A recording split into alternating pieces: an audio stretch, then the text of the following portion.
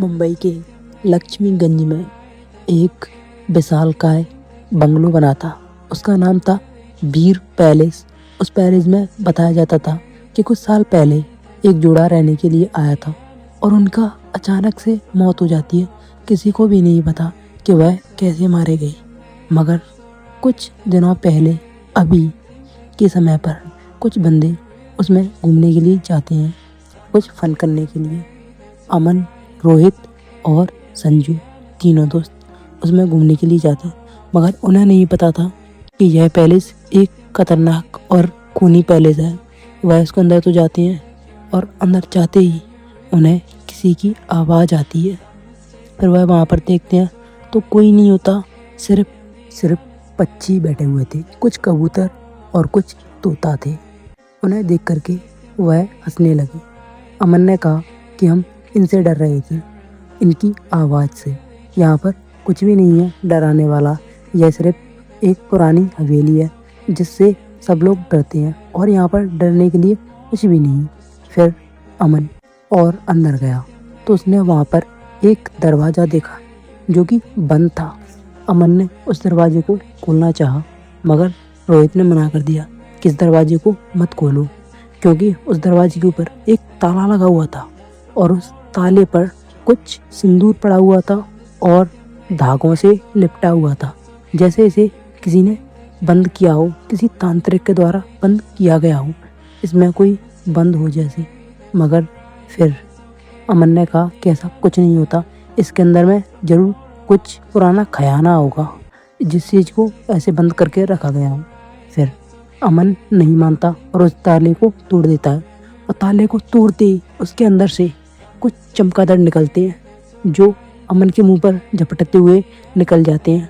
और फिर अमन, रोहित अंदर जाते हैं और अंदर जा कर के देखते हैं कि वहाँ पर एक राजा महाराजाओं जैसी एक कुर्सी रखी हुई है और एक बेड बना हुआ है और उस बेड के ऊपर साड़ी रखी हुई है और एक तरफ एक सूट रखा हुआ है किसी आदमी का।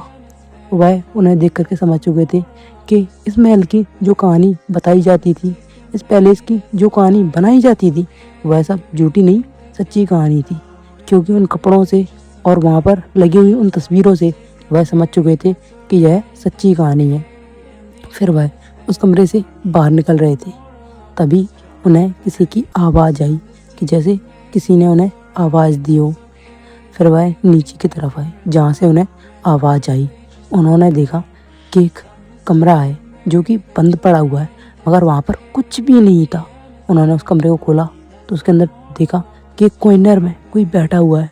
जब रोहित वहाँ पर गया और उससे कहा कि तुम कौन हो और यहाँ पर क्यों बैठे हो, तब उसने आवाज़ दी, यह हवेली मेरी है, तुम यहाँ पर क्यों आए हो।